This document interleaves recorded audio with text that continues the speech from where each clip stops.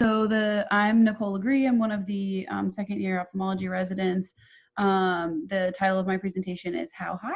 And I'd like to thank Dr. Kirschner for reviewing this case with me. This is a slide about our target audience for CME credit. Our accreditation is here. Nobody has any financial disclosures. You must do an evaluation at the end of this conference in order to get credit. And now I'll go ahead and get started. So how high?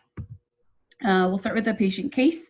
So this is a 42-year-old lady who came to the outpatient clinic for vision changes for 2 weeks. She has a past medical history of obesity, COPD, diabetes, and hypertension. She was referred from an outside ophthalmology provider or optometry, I'm not sure, for an ophthalmology eval. She reports that for about 2 weeks, she has had some gray vision in the morning that improves after she's been sitting up for a while. During the day, she reports intermittent bright lights in her peripheral vision, and she denies any eye pain, double vision, curtain veil, floaters. She denies any significant headache. She denies recent weight gain or significant weight loss. She has noted a 7-pound weight loss over a couple of months. She denies any tetracycline use, oral steroids, or birth control pill use. She denied nausea, vomiting, things like that. She did report some chronic tinnitus, but says that it's not pulsatile in nature. No significant past ocular history, again, for past medical history. Morbid obesity or BMI is listed there of 69.79. COPD, hypertension, diabetes, and then again, in terms of review of systems, she did not have a headache. She did report chronic tinnitus, but denied nausea, vomiting, other symptoms like that. So for a base eye exam or visual acuity, pinhole to 20/25 and 20/40, pressures were fine, pupils were normal, no APD in either eye. She was noted to be restricted in all quadrants on confrontational visual fields where her motility was full. Color vision was a little bit decreased in the left eye, and she also noted that the red color looked about 10 to 20% less than the right. Anterior segment exam, overall normal in both eyes. She did have some anterior pigment on the lens capsule. But in talking to her later, she documented a possible history of uveitis in the past. So I will have a first year describe what they see here. Maybe Matt Williams. All right, so two fundus photos side by side. So it looks like both optic nerves, obviously there's some swelling, papilledema, you cannot make out the borders of the nerve. The vessels are also obscured coming off of the nerve. And then at least the macula for the right side looks clear. I can see it. On the left side, maybe a little like hyperpigmentation of the macula, like a little brown pigmentation around the macula. And then in the periphery, I mean, some of the edema is extending, you know, off the optic nerve. And then tortuous vessels. Good. Matt, what is the definition of papilledema? I guess it's not actual papilledema because we don't know her, you know, pressure of the, you know, intracranial pressure. So I'll take that back. That's it. So papilledema is optic disc edema due to increased intracranial pressure. So just to kind of clarify, but yeah, she does have edema. Matt, you're going to hang on here because I'm going to ask you to come back to these photos in just a couple minutes. Okay. So real quick before we get into her case, let's talk about frisson disc grading, edema grading. This is a good way to document disc edema in patients that can be followed over a period of time. Rather than just saying the patient's disc is edematous. So picture A there, the first photo is a normal disc. Picture B shows grade 1 edema. I know it's kind of zoomed out, but it's usually a C-shaped halo with sparing of the temporal disc, some blurring of the margins there, but all of the vessels are very clear. Grade 2 has circumferential halo. So as you can see in this photo here, if you guys can see my mouse, It looks like a donut, but again, all of the vessels look nice and clear as they're leaving the disc and exiting the disc. Grade 3, loss or blurring of a major vessel as they leave the disc. So you can see down here, there's some blurring, maybe up here as well. Grade 4 is loss of major vessels on the disc. So not out here where they leave the disc, but on the disc. So you can only see a few of the major vessels here. And then grade 5 is grade 4 plus partial or total obscuration of all of the major vessels on the disc. So as here you can see every single vessel that's exiting the disc has some sort of obscuration. So Matt, I'm gonna go back here, and what would you grade these discs? I would grade those grade 5. Yeah, so I would say grade 5 definitely on the right, maybe grade 4 or 5. I don't know if necessarily, yeah, I would say grade 5 on both. Good. So on her DFE, she had frisson edema grade 5 of both eyes. She had a few flame-shaped hemorrhages on the macula and the periphery, and then she had multiple choroidal nevi, including one nevi that you noted on the fundus photo, Matt, in the left eye that was in the macula. Otherwise, she had venous tortuosity and dilation as well. So what would your differential diagnosis include? This is open to anyone. Venous sinus thrombosis. Good. Humor. Yep. IIH. Yep. Any other thoughts there? We don't have a full med list, so this could be toxic or metabolic. Sure. Yep. Or medication related. Mm-hmm. So here's kind of an extensive list for optic nerve edema, but IIH, optic neuritis, diabetic papillopathy, I've heard about, I don't think I've ever seen. Intraocular inflammation, so a lot of your mimickers like sarcoid, syphilis. Hypertensive disc edema, this is an important one. Always had a documented blood pressure when someone has or optic disc edema, because hypertensive edema can look similar. Nion, infiltrative optic neuropathy, compressive optic neuropathy, posterior scleritis, optic dystrusion, anomalous disc, and thyroid ophthalmopathy. So this is our patient's visual field 24-2 on initial presentation. Overall reliable in both eyes, and she just had a small central island left in both eyes, probably a little bit worse in the left than in the right. On further testing, we had some difficulty getting her an MRI and an MRV. She unfortunately was too large to fit in the MRI machine at the main hospital that we worked with, so we had to call around and kind of find a place for her to get an MRI. She ended up getting the MRI. She had no intracranial masses or infarcts present. She had an MRV, which showed bilateral stenosis of the lateral segments of the transverse sinuses, but no acute or chronic thrombosis. She had an LP, which showed an opening pressure of 78 centimeters of water, and at the end of the case, a closing pressure of 38. Overall, the cell count was within normal limits, other than red blood cells of 14,000. That was just related to likely a traumatic tap at this point. Culture was negative. We also did a syphilis culture of the CSF, which was negative. So today we're going to talk about the presentation of IIH, or idiopathic intracranial hypertension, also known as pseudotumor cerebri. We'll talk about some treatment modalities and then review current literature regarding this condition. So what is it? Well, it's a disease that occurs in the mostly in the third decade of life. 90% of the patients with IIH are women, 90% are obese. It's very rare before puberty or in children in general. The presentation, it looks like increased intracranial pressure. So headaches, neck and back pain, transient visual obscurations, which is one of those buzzwords, diplopia, pulsatile tinnitus, which is also another buzzword, nausea, vomiting. One of the signs you'll see is optic disc edema, and in this case, it would be papilledema because it's due to increased intracranial pressure. They can also have a cranial nerve 6 palsy, It's important to note that other nerve palsies aren't typically associated. So if you see another nerve palsy and you're suspecting IIH, consider a different diagnosis.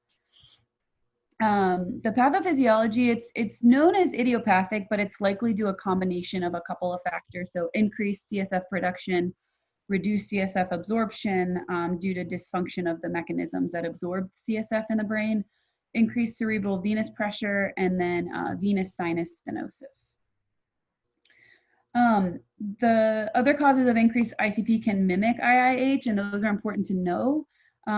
So cerebral venous disorders like a thrombosis from trauma, infection, hypercoagulable states, compression, childbirth, systemic or localized extracranial venous obstructions. So after a neck dissection, a carotid dissection, dural AV malformation, systemic vasculitis, tumor, meningeal lesions, things that can block the path of CSF and increase the intracranial pressure. It's also known to be associated with things like vitamin A, tetracycline, minocycline or doxycycline, retinoic acid, lithium, the use of or withdrawal from steroids, oral steroids, and sleep apnea is possibly associated as well. So how do we evaluate these patients, right? You always have to image them, and you have to do MRI imaging prior to doing an LP. And the reason is if a patient has a tumor that's blocking the outflow of CSF and you perform an LP, you'll cause a pressure gradient that can lead to herniation of the brainstem into the spinal canal, which can lead to death. So always do an MRI prior to doing an LP. Things you'll see on an MRI if it is IIH, you're obviously looking for tumors and things that can mimic IIH, but things that you'll see with IIH would be flattening of the globes and large optic nerve sheaths, a partially empty sella, and narrowing of the distal transverse sinuses.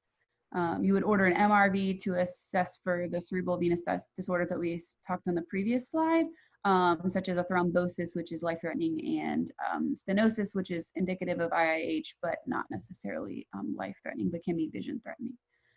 You always do a lumbar puncture. When you order the lumbar puncture, you need to document with an accurate opening pressure. You know, if that's not on there and they don't know that they're doing the LP for purposes of IIH or pseudotumor, they may not have the patient lying in the lateral decubitus position, so your opening pressure is not going to be accurate. Normal values are between 6 and 25 centimeters of water. And important to note again, kids have a higher baseline opening pressure, so they can have a pressure up to 28 centimeters of water. And then you want to test for inflammatory, neoplastic, and infectious causes with the cell count, glucose protein, and cultures. You can also order things like BDRL, West Nile if you're worried about it, and things like that. In office evaluation, you want to follow these patients closely to ensure resolution of the papilledema and to preserve their vision. You want to follow them with visual acuity, color vision, and then quantitative perimetry or Humphrey visual fields. Photographs of the optic nerve head is also pretty important to document the way the nerve appears. Repeat OCT can be useful to document improvement in the edema of the nerve, but it can be deceiving. So decreasing RNFL thickness can make you think that the edema is resolving. However, you can also get an optic atrophy from untreated papilledema, and that would also show decreasing RNFL thickness. If you have ganglion cell analysis of the macula, that can help determine if the RNFL thickness decrease is from atrophy, which would show thinning, versus improvement of the papilledema, which would show a normal ganglion cell layer. Here are the criteria for the diagnosis of IIH. So, and these are called the DANDY criteria. You must have symptoms of increased ICP, so headaches, neck pains, nausea, tinnitus, the things we talked about before.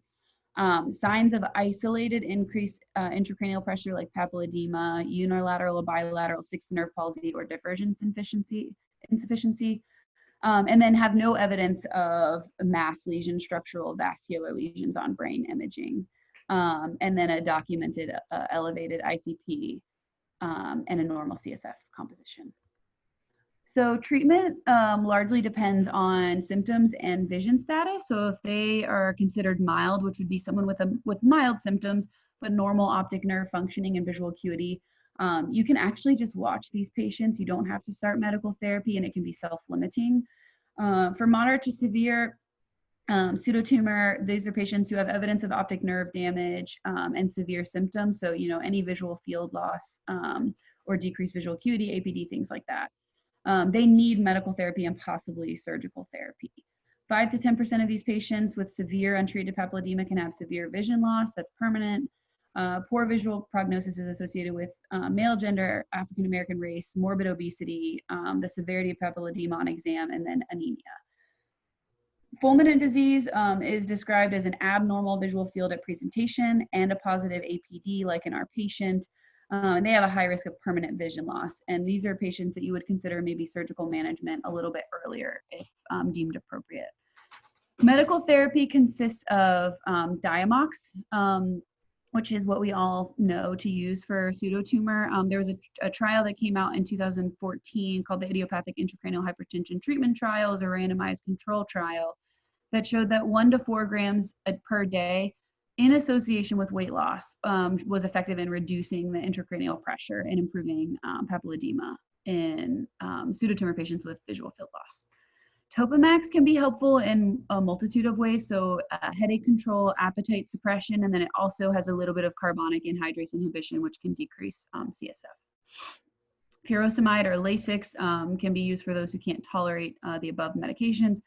Steroids are kind of controversial. They're not usually used because it can make it worse, but a short course of high-dose steroids has been shown to possibly be beneficial in fulminant pseudotumor. Weight loss is key. You should always, always, always recommend for your patients to lose weight. Moderate weight loss can lead to resolution without any other medical therapy. So you can consider referring to a nutritionist or considering bariatric surgery.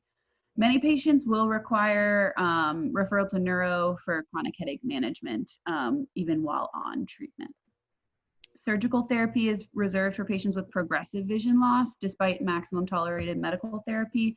And the options, there's 3 options. So there's optic nerve sheath fenestration, which directly protects the optic nerve and lowers morbidity, but it doesn't affect the intracranial pressure. So you're not really treating the source of the vision loss. And this is for patients with substantial vision loss without prominent increased ICP symptoms. There's a 10 to 15% complication rate, a 1 to 2% risk of vision loss from damage, CRAO, CRVO.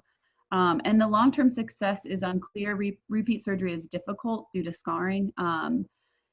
You can do or refer the patients for shunting, so lumboperitoneal shunts or ventriculoperitoneal shunting, which directly lowers the intracranial pressure. There's no direct risk to the optic nerve. There are some risk of complications, including occlusion infection and migration, and these would require reoperation as well. Recently, endovascular stenting of stenosed transverse sinus is an option, but it is a little bit controversial, and it's hard to find providers that will do this procedure. So let's review a couple of studies that have come out. Both of them are systematic reviews, which kind of cover a lot of the main things that we look at. So this is a systematic review of 12 studies in 39 patients with IIH who were obese or morbidly obese. So the pre-op BMI was 47.4, and these patients were had bariatric surgery. The BMI improved at 6 and 12 months postoperatively in most of the patients, almost by 15 points. And the opening pressures also improved after bariatric surgery. So, and sometimes the symptoms also improved. The reason why this is important is, one, we don't think of considering bariatric surgery very frequently in ophthalmology, but it is something to look at, referring a patient for bariatric surgery. It is not listed as an, IIH is not listed as an indication for bariatric surgery at this time, but it is something that we should look at, maybe adding it as an indication for bariatric surgery in these patients. It also would lower their overall morbidity in general. This is a systematic review and meta-analysis about the surgical options for pseudotumor, so shunting, optic nerve sheath fenestration, and then dural venous stenting. And this is in patients who were refractory to medical therapy. And they had 55 studies and quite a few patients. So 538 diversion or shunting cases, 224 dural venous stent cases, and then 872 optic nerve sheath fenestration procedures. They found that the headaches was similar between all of them. There was no statistically significant difference. Papilledema was also very similar pre and post-op.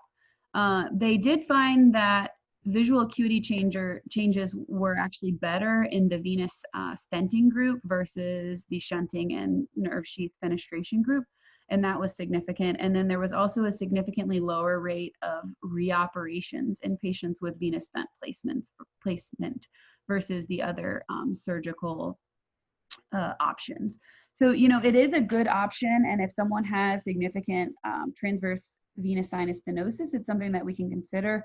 However, again, it's difficult to find people who perform this surgery at this time since it's something that's relatively, I guess, newer out there. So let's go back to our patient real quick. Our patient was initially started on Diamox and titrated up to 500 milligrams 4 times a day. And this was actually prior to the LP, after we saw the MRI and MRV results, just because the MRI and the MRV were indicative of pseudotumor. There was a delay of a couple weeks to get the LP due to difficulty scheduling with IR from COVID. But once we did receive the LP results with the opening pressure of 78, we added Topamax 50 milligrams twice a day. She came back to us about 2 weeks after initial presentation, and she had a new APD of the left eye and a constricted 10-2 visual field. At that time, with the new APD and the constricted 10-2, we urgently referred the patient to neurosurgery, which was not in Lafayette, which is where we were. She had to go to Shreveport. So she wasn't able to get transportation there for another 2 weeks. When she saw neurosurgery, they wanted to do the surgery immediately, a VP shunt immediately. However, again, the patient transportation issues, she was unable to stay and had to delay the surgery another couple of weeks. She finally had a VP shunt placed approximately 2 months after the initial visit. And we'll kind of go over all of her pre and post-op imaging real quick before we're finished here.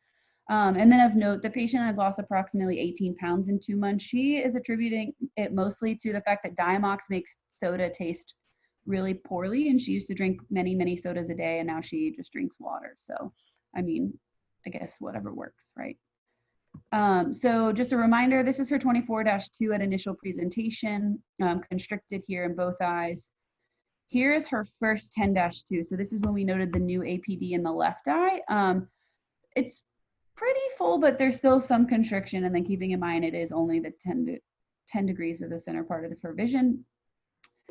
And then this is her 10-2, which was 1 week prior to her VP shunt, almost 2 months after initial presentation. So in about a month, she almost completely extinguished her left eye, even though she was on max medical therapy. Her right eye looks a little bit like a clover leaf, but it could just be that she was having difficulty finding fixation. Here is her post-VP shunt visual field. This was 1 week after her shunt, and as you can see, her left eye is extinguished, and her right eye is actually a little bit worse as well. Here is her pre-shunt disc photos. I'll give you guys a second to look at those, and then we can look at her post-shunt disc photos, which shows actually pretty significant improvement, especially in the right eye. I'll kind of go back quickly and everyone can take a look here. So takeaway points, start Diamox if you have a high clinical suspicion or fulminant papilledema, even prior to LP confirmation. If you're worried about affecting the LP results, you can always stop the Diamox 5 days prior to the LP. It's important to order the MRI and MRV to evaluate for mimickers of pseudotumor and to help determine if surgical management is warranted, as in our patient who had the venous sinus stenosis.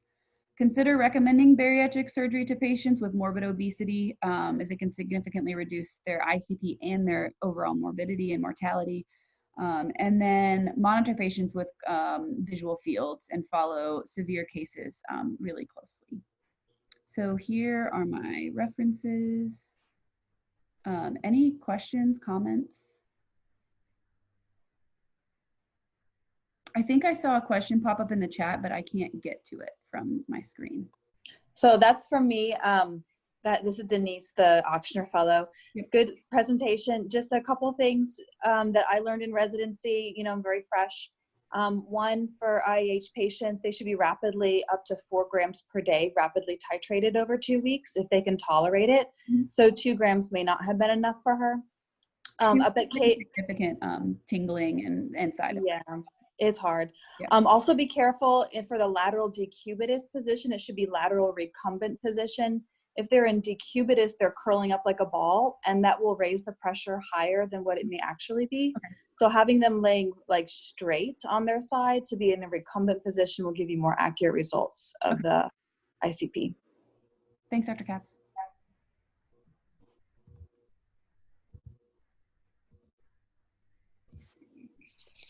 Dr. Lee asked, can a CT scan of the head substitute the MRI prior to LP to rule out risk of herniation? No, I don't actually know 100% the answer to that question. I imagine if the patient can't have an MRI, it will have to suffice. But that would, I'm really not sure. I can look it up though and let you know, Dr. Lee. I think that's true. This patient went to the ER a week or two before she came to our clinic, and she was offered, I think, CT, but she was either too obese to fit on the CT, Yeah, she or couldn't. she left before she was going to get it done. Yeah, no, she couldn't fit in the CT, and so they were going to transfer to her another facility to get the CT, but then transfer her back. And Right. Yeah. And then she refused to go. Mhm. She was it was a very sad case. I mean, she'd been followed by optometry, I think, for a year or two. Yeah. And then they finally referred her to ophthalmology, and by that point she was almost blind. Yeah. Yep. Just so we know, because we have a lot of large patients, where were you able to get the MRI for big gosh. people? I'm not sure. I'll look it up though, and I'll let you know. So in Lafayette, you can't send them to UHC, but Angelique should be able to direct you where they need to go. They called like 3 hospitals in the area. One could do like 350, one was 450, and one was 550 pounds. And then it was during COVID, so it was also difficult to get a place that would do the MRI urgently, just because of the whole like quarantine situation, and it was very early in COVID and everything. So there were like a lot of logistical issues with this patient. Dr. Apara said they used to send patients to the zoo, San Diego Zoo, which have a bigger MRI machine. I don't know. Interesting. And then Dr. Lasecki asked, is there any level of visual field recovery with resolution of disc edema, or is it completely permanent? I think it depends on the case. Some patients will have some recovery, others will not. I think it's also like, the classic finding is in large blind spot early on. Mm-hmm. And that's because of like obscuration of the peripapillary retina, Mm-hmm. or like dysfunction of the peripapillary retina. So I think that can improve, but I don't like peripheral. I don't think the peripheral defects really will improve, because that's more like optic nerve atrophy, Mm-hmm. All right. Sorry, I don't know who you're attending with. I kept commenting. Oh, that's okay. It's Dr. Kirshner. He wasn't able to make it today. All right, Nicole, great presentation. Let's go ahead and move to the next one. Mm-hmm. Let me stop sharing here.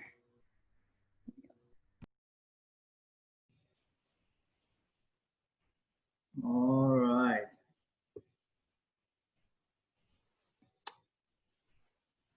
So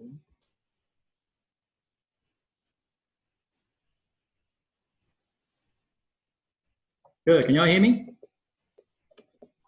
Yep. Perfect. My name is Chris, and I thank Dr. Sheikh and Benevento for their guidance. And this is my grand rounds titled, Is That a Ball? And these are the preceding slides for credit. And there's a evaluation to follow this. Okay. So in history, is a 39-year-old male inmate that was seen in eye clinic following 2 months history of blurry vision in the right eye. Denies any trauma, symptoms come and goes. When it started, it worsened for about a week, and then it improved, and then it worsened a week prior to our evaluation of him. He endorses metamorphopsia, color vision changes. He says color seems to be more faded, and he has some micropsia. No previous ocular history, doesn't recall his last eye exam. Family history is non-contributory. He's a daily smoker, no other drugs, no drinking. Otherwise, he's healthy, no known allergies, and no regular medications. On basic exam, he's 20/20 in the right eye. The rest of the examination is relatively unremarkable. Anterior segment exam is unremarkable as well. And this is his photo. Could one of the first years please describe it for me? Let me just scroll down here. Chris, are you sharing your screen? Because I'm kind of just seeing you. Oh, really? Huh. Yeah. You can see his I PowerPoint. see it. You can? Okay, sounds good. Just keep going then. Okay, sounds good. Chris, you there? Yeah. Yeah. Funnest photo, the right eye, the media looks clear, the disc looks normal, the vessels look normal. In the macula around the fovea, there's kind of an outline there that maybe looks like edema, and kind of like a hypopigmented area temporal to the fovea. Good. I would even venture to probably call it a yellowish lesion. And you can probably quantify it by size, about a quarter this diameter. But good. The rest of the vessels and otherwise, the fundus mixture looks pretty normal. Stay right there. How about this OCT? Can you describe the OCT for me? Sure. So we've got the foveal reflex there, some subretinal, possibly fluid, and then a kind of circular mass in the subretinal space there, and a little bump of maybe fluid under the RPE there. Good. What do you call a little bump in the RPE usually? Like a PED. Perfect. And so I'll probably describe this little ball a little bit more. There's like a circular lesion or a circular hyperreflectivity in the subretinal space there. That's correct. There's some subretinal fluid that courses through the fovea, and you have what looks like a serous PED beside it. And so you're in retina clinic. And so what else would you order considering this history and these two investigations? Anyone? IVFA. NFA, excellent. And so I believe that was Zach who said that, right? Yep. Perfect. Zach, what do you see in this FA? Hold on, I gotta turn my screen brightness up here for a second. Okay. Okay, so this is an IVFA of the right eye. Looks like, is this like all the AV phase? Let's say 32 seconds in, a minute in. Okay, so the first one, so I'd say the first one is AV phase, and then, or maybe even venous phase, and then the other ones are recirculatory. So you can tell. You don't even have to look at the clock to know if this is AV phase or not. How do you tell if it's AV phase? You see the you see like the fluid in the capillaries. Yeah. Capillaries? So if it was the venous phase, what would you see? Sorry, if it's the so just run me through the AB, the fluorescein phases. What do you see first? So first you're gonna see the fluid go through the choroid. The what? So first the fluid goes through the fluid. You're gonna have the arterial phase. But don't call it fluid, because it's not really fluid. So it's fluorescein. So first you see the capillary flush. Capillary flush. How long does that take from when you inject the dye in the vein to see the capillary flush? 3 seconds maybe. Does anybody else have any? About 10 to 12 seconds. 10 to 12 seconds. All right. Then all right. What goes next? And then you have the arterial phase. Correct. What do you see in the arterial phase? You'll see the fluorescein in the arteries leaving the disc. So you'll see, yeah. And what do you see in the veins? The veins will be dark at that point. Correct. Then what's next? Then you've got the AV phase. We have the laminar phase. What do you see in the laminar phase? Fluid filling the smaller arterioles. Anybody else? So you'll see at the edges of the vessels that there's fluorescein, but not the more inner, more part of the vessels. Correct. Which vessels are those, Josh? The veins. Correct.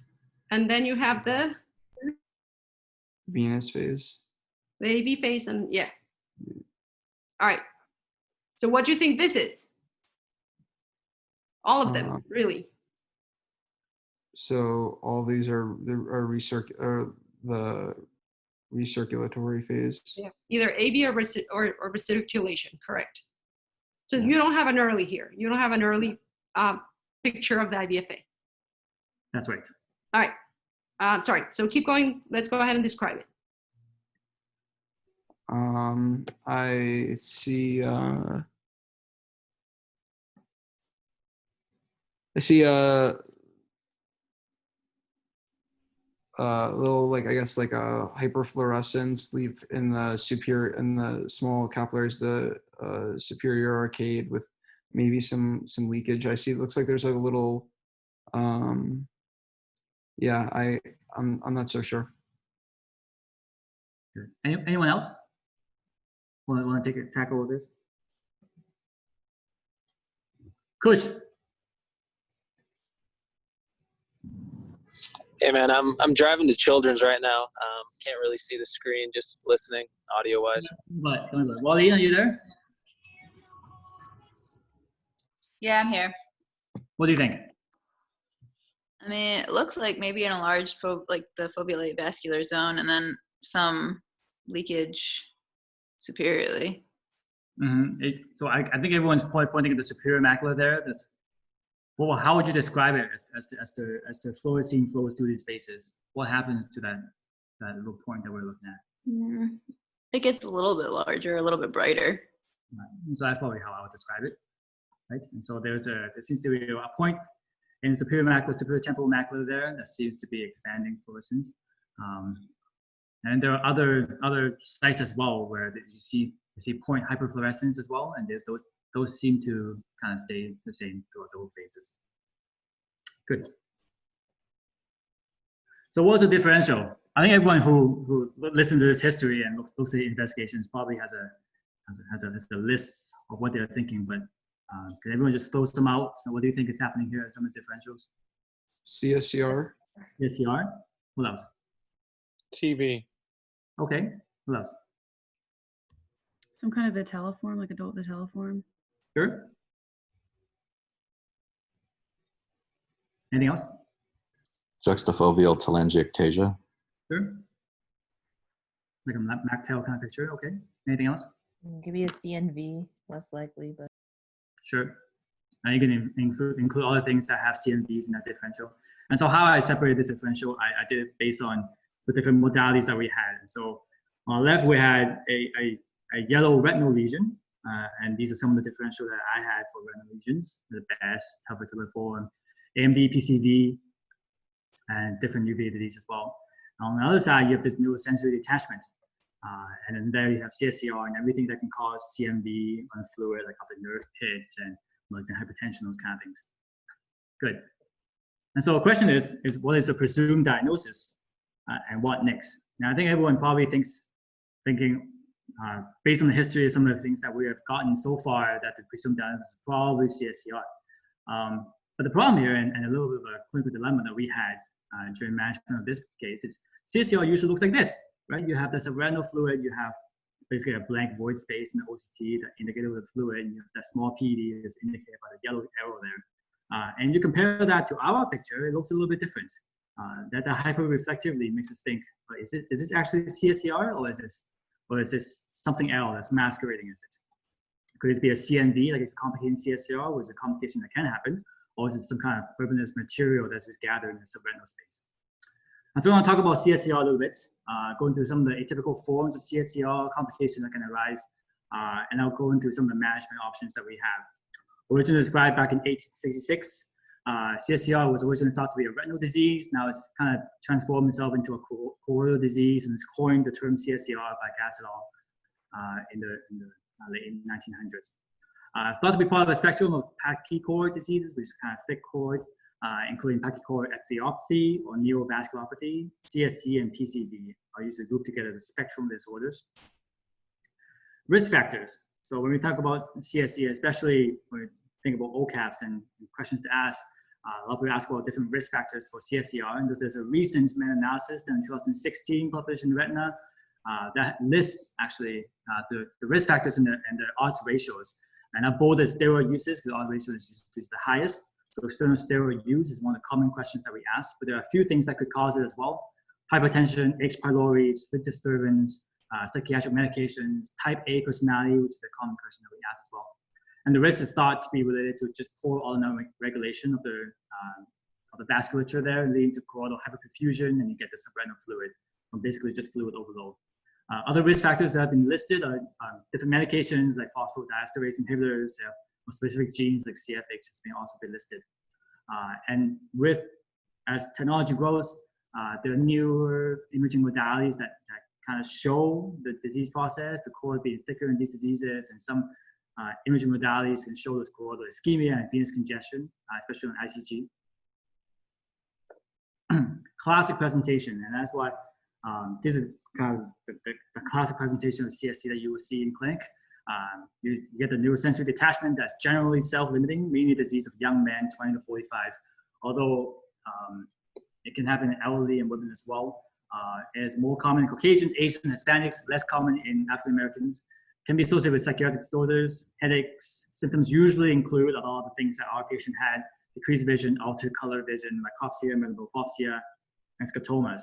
And vision is usually in the 20/20 and 20/200 range, and some patients may display a mild hyperopia from the retina being pushed up.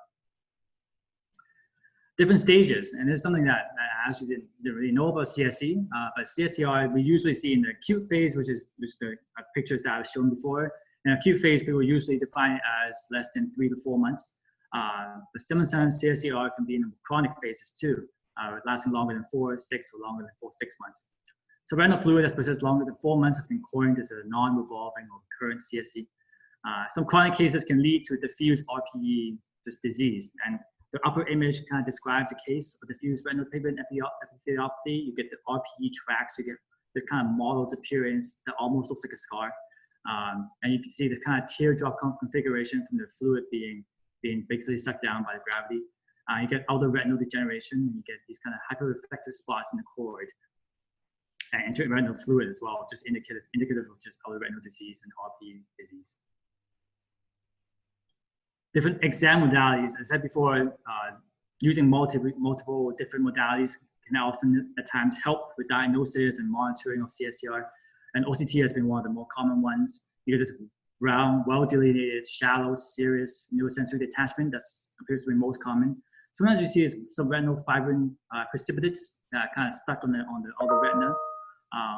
PEDs are often visible, as we see in our case. And it's actually some literature say more than 50% of cases have a serious PED. You may have increased cord depth, which you can see from EDI OCTs. Sometimes you may even observe dilated choroidal vessels and hyperreflectivity along the vessels. Some chronic cases may have some intraretinal fluid and hyperreflective spots. Another modality that we can use is autofluorescence. In acute, usually it's hypoautofluorescence. It's indicative of this picture up in the top left there. You get this area that's demarcated by basically subretinal fluid. In chronic CSCR, you may show hyper or hypo, because sometimes the fluid goes away. Sometimes the hyper-autofluorescence may suggest some other retinal atrophy and unmask the RPE, which is more hyper-autofluorescence. But most of these may demonstrate just a mixed or granular looking appearance. Fluorescein. So fluorescein is one of the most classic image modalities that we use for CSCR, and there are a few classic things that we can see, like an ink blot or expand cell dot, which we actually saw in our patients. Depending on which study you see, from 53% to 93% of cases. Sometimes you may see some pooling that happens when the dye goes into that fluid space there. Smokestack is a characteristic one that can happen in early acute, but it's less common. In chronic stages, you may get multifocal leakage. You may get this diffuse oozing of the fluorescein dye through the RPE defects. Sometimes you may even get a window defect in these patients. But of course, these are just characteristic presentations. They may overlap depending on the patients. And ICG. So ICG, for those of you not familiar, is similar to FA, but you can look at more of the choroidal vasculature there. Sometimes it's important in imaging of chronic CSCR. You can differentiate between whether the patient just has CSC or whether the patient has PCV, which you see those aneurysms, or pure CNV. And the main findings are loaded on ICG in active CSC. You get a choroidal filling delay in the early phase, so you get large choroidal venous dilatation, and you get focal choroidal hypersynescence that just due to just choroidal vascular hyperpermeability. Some of these findings actually you can see up to 80% of chronic CSCR cases as well. And I'm going to describe a little bit about just atypical CSCR, things that just don't look like the characteristic CSCR that we see. And sometimes you can see a little bit of the hyperreflectivity on the OCT and the yellow lesions on the fundus pictures that is correlated to atypical CSCR. And sometimes you can see an acute CSCR for just a longer duration, and I thought that there's subretinal yellow precipitates that can be seen. It's classically associated with steroid use or pregnancy, and the outcomes of a typical CSCR varies. Sometimes they're like CSCR, they can be self-limiting and basically do nothing and you have spontaneous resolution. And in some cases, like the 6 cases presented by shots, these atypical CSCR can progress to subretinal fibrosis and be both visually threatening. The most recent and the biggest case series that I could find is followed by Sahu et al. Described 20 patients with acute CSCR and these subretinal deposits. This picture on the top left is actually from this paper, with all displaying basically improvement of visual acuity following resolution of the fluid and the subretinal hyperreflectivity. They know there are a few things that are associated with poor prognosis that include EOM, irregularity, and diffuse RP abnormalities. Treatment is not specified. Again, these are just small studies. Some of these studies have used micropulse laser to good effect, which I'll describe in just a little bit. There are also studies out in Japan that investigate the incidence of just having subretinal yellow material, and is one of the images from their paper. You can see it on the referee there, and under white arrow in the OCT pointing towards just a subretinal hyperreflectivity there. And they actually describe it in 80 patients that they had, or 80 eyes in 75 patients, that actually 63% of them have some sort of appearance of this. Certainly not as big and not as big as this, the ones that are listed in this picture, but they can have just like focal points in the subretinal space. Some of those morphologic studies and those using OCT that suggest that these deposits are made of shed photoreceptors. Another variant of CSCR that is rare, but more recently explored, is bolus CSCR. And the first case of it is described by Gass in 1973. I described a patient with bilateral bolus CSCR following a subtenon injection of steroid for presumed choroiditis. And the fluid eventually regressed with laser and halting medications. Though the Unusis group out in New York actually described 21 patients that they had with bolus CSCR, and described as a variant of chronic CSCR, defined as 10 distominals of neurosensory detachment with shifting fluid that almost looks like a bolus RD. And the things that they found that point towards a bolus CSCR is you need to have more than 5 PEDs. Usually you have some sort of hyperreflectivity within the PED, indicating some kind of vascularity. These patients usually have multifocal leaks, they have peripheral non-perfusion, they can have retinal telangiectasias, which you can see in the picture as indicated by these yellow arrows there, some of those light bulb lesions. You can have hyperreflectivity in the choroidal capillaris and along the choroidal vessels as well. And it's associated with systemic steroids. And the most common misdiagnosis of bolus CSCR is acute phase VKH, which can have these shifting fluid and exudative RDs. Findings that will support a CSCR as opposed to VKH is an absence of cells, because VKH is an inflammatory disorder. You have no optic disc edema in CSCR. You oftentimes have this dome-shaped serous detachment on OCT in CSCR, and you lack the subretinal septate, which characterizes the VKH ones. There are a few other ones as well, but I just pulled the ones that seem to be more important. Good. And CNV. So as I mentioned before, CSCR sometimes can be complicated by CNV. There's a paper done in Korea by Dr. Lee and all that describes some of the risk factors for developing CNV. The incidence actually depends on the study. It could be either 2 to 14% of chronic CSCR. Multimodal imaging is actually key in the diagnosis of this. In this study, they described 30 patients with CNV secondary to CSCR and reported 73% of them as being the classic kind and the remaining being an occult kind. And risk factors that they listed include hypertension, RPE changes, and a double layer sign of OCT. For those of you not familiar with what that means, you can see it here in the OCT image on the right side. It's pointed by the yellow arrow there. And basically what double layer sign is, basically you see some hyperreflectivity within the PED indicative of some vascularity. They treated in this paper by Dr. Lee, they treated it with an anti-VEGF, and that actually worked well in their case series, and that's been supported by others as well. More recently, there have been more reports on OCTA and its diagnosis of CMV and CSCR, as indicative by this center picture there. So those of you not familiar with this, in the center, it's a more of a horizontal cut through the choroidal capillaries. On the right side there, you see this kind of linear vessels, and that's indicative of the CMV, and that's hiding right here underneath the PED there, indicative of a type 1 CMV. So I went through a lot of investigations going to CSCR and some of the typical causes and typical cases of CSCR. I'll just run through real quick about management, because that's important for these diseases going forward. In the acute phase, most retinal physicians will probably observe these with adjustment of modifiable risk factors like stopping the steroids. There are some that advocate for early treatment to prevent RPE damage, but treatments on their own have their own risks. And treatment usually range from either PDT or focal laser. Some people use acetylsilamide as well, or Avastin. There have been 2 RCTs on acute CSCR and low fluence PDT that's demonstrated efficacy over observation, and they define efficacy there as a quicker time for fluid to resolve. There are some studies on FA-guided argon laser as well that led to faster resolution of fluid if you apply the laser spots onto the leakage there. But they didn't find a change in vision as compared to the observation group. And overall, there's just a lack of efficacy of these treatments over just observation in some of these studies. But again, these are small studies, and some studies do support treatment, but the evidence is kind of balanced either way. For chronic CSCR, seeing all the complications that can arise, people usually will consider more treatments. There's a Cochrane review that was published in 2015 that says that the evidence is basically just lacking. But in the last 5 years, there's actually a lot of papers that came out on management of CSCR, especially chronic CSCR, that may turn this in my next review. But it suggests a micropulse laser and low fluence PDT as potential candidates for further investigation. There's overall in chronic CSCR, there's lack of evidence for argon laser. And as studies have shown that there's no change in visual acuity in patients, although these are just small studies when compared to observation. PDT. So PDT is basically a management of CSCR, and it's been long described. It basically injects a substance into your veins, and you shine a light and activates a substance within the back of the eyes.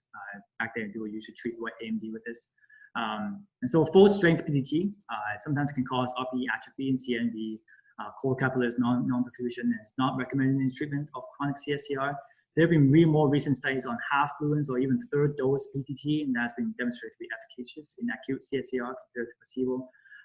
There was a large study comparing half fluence to full fluence in chronic CSCR, and the 1-year follow-up, both groups basically did the same.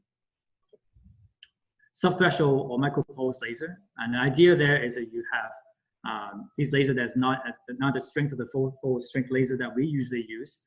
And these laser spots are thought to activate the RPE and hopefully can stimulate them and repair the barrier, and hopefully that will resolve some of the fluid. But studies are lacking just long-term follow-up, but some of the results are encouraging. There are small studies using the Navilis system, which is a tracking system with the laser treatments of 32 patients with chronic CSCR. In their study, they have complete resolution in about 75% of the patients after 3 months, but there's no comparative group in there. So all in all, just further studies are required, but there's some small studies that suggest that it's efficacious. Eplerenone and spironolactone are just anti-steroids that people use. Small studies, short follow-up. Some of them suggest efficacy, but a lot of the studies that were published, they had different doses of eplerenone, so it's hard to compare. And anti-VEGF, it's going to be investigated. Literature supports its use in confirmed CNVs, and so that's definitely useful there. But there's some small studies that suggest it could be helpful in patients without an obvious CNV, but in these small studies, they compared to half fluence PDT and they didn't do any better. Good. So I quickly roll back to the case here, a few minutes. So in trying to narrow down diagnosis, further history was taken from the patients.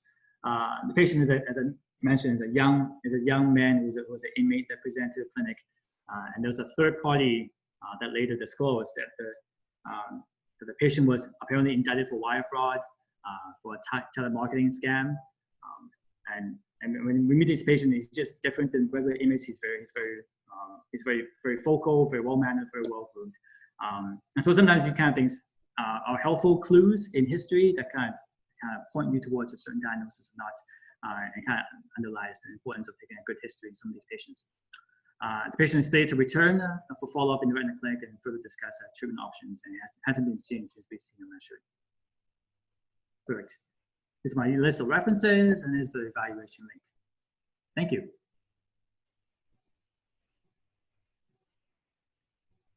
All right, Chris, good job. That was a good review of CSCR. I've had some good results using finasteride for chronic CSCR, 5 milligrams daily. Right. I haven't had good results with anti-VEGF. Right. So my preference is to either go with, I've actually had some success with argon laser as well, but you need to keep in mind when you do argon laser, you need to make sure that the foci of leakage is not right under the fovea. Mm-hmm. If it is, you absolutely would have to go with PDT. If it's outside the FAC, you could try argon laser. And I've had good results with that. I've also had good results with finasteride. Not good results with anti-VEGF, just in my experience. Also, just a quick question for you. If you were seeing this case, what would you have done? Like, would you have treated this as a case of CNV given the subretinal deposits, or would you just observe it? No, I mean the IPFA really didn't look like a CNV. It looked more like pinpoint leakage, and it was. I feel it was more consistent with CSCR. On the FA, you can probably argue that that's like a leaking CNV causing some leakage and an expense out there. Seeing those subretinal like exudates is just not a very common finding in CSC, and so we were just discussing different treatment options and how to go forth with this case. I mean, if it was a patient in my healthcare network clinic, I would have gone an OCTA, and that would probably have given us the result: is this a CNV or not? But again, usually with CNVs, you'll see a little higher level of leakage than what you're seeing on this IVFA. I feel like it's just very pinpoint, which kind of leads me more to think it's just CSCR. I would probably just watch it for a little bit. How acute was it, Chris? How long? Well, he was 2 months. 2 months post. 2 months? Yeah. And I assume this was the first time you were seeing him. I would just kind of bring him back really, follow him up really closely, bring him back in 4 weeks. To just kind of determine if it's getting better or worse. If it's getting worse rapidly instead of getting better, then I would be a little bit more concerned about CMV. Right. Dr. Reynoso, do you use finasteride in females? I do use finasteride in females. Just whenever I do it, I've learned that you actually have to tell the patients that this is not a medication that's usually prescribed for females, because pharmacists will tell them your physician is crazy. I actually had a patient whose pharmacy told him she had to change doctors because it was crazy that we were prescribing her that. So I had to actually give her 3 articles and have them take it to the pharmacist. Interesting. Hey, Chris, did you in your literature search, did you find any other examples of CSCR with a subretinal deposit that large? Actually, looking anything like that? Because that's a pretty big collection down there. That is, yeah, absolutely. Actually, in this case of atypical CSCR, our patient actually had 2 OCTs when he first presented and one more time again, and it actually does kind of look like this. And our patient, when he first presented, it kind of looked like this kind of large clump of hyperreflectivity underneath the retina there. And so, yeah, there are definitely cases that have been described with a large clump there, and that's part of the reason why this case just appears to be a little bit more interesting than just regular run-of-the-mill CSCR. Okay. On one of the OCTs, it looked like that. It didn't look like a circular clump. That's right. And so it was an early OCT. I think he came back for just an imaging visits, and then he came back to our clinic and we got a repeat OCT. So I guess for the retina people, do you feel like the Lorenoso and Dr. Doss or whoever else is here, do you feel like looking at that, if it came in and it was just like that circular hyperreflective lesion and it had that IVFA, and say you weren't at Healthcare Network, so you couldn't get like ICG or whatever, or like OCTA, you just had the IVFA and that OCT. Would you have done any other workup, like to make sure that there wasn't some sort of infectious process or other inflammatory process, or do you feel just from those photos you would feel comfortable saying it's CSCR? So I probably wouldn't have done any other workup. I mean, if you look at the OCT that Chris presents, it's really not, it doesn't seem like it's stuck to the choroid. It doesn't seem like no material, the hyperreflective material there is stuck to the choroid. It seems like it's kind of free floating in the fluid, which kind of leads more towards it being just a little bit of fibrin. Okay. Ditto. All right, good job, Chris. I hope the third party information didn't come from someone Googling what he had done, because I recommend against doing that. No. I didn't go. I didn't do it. It was on this. I didn't say anything. All right, thank you so much, guys.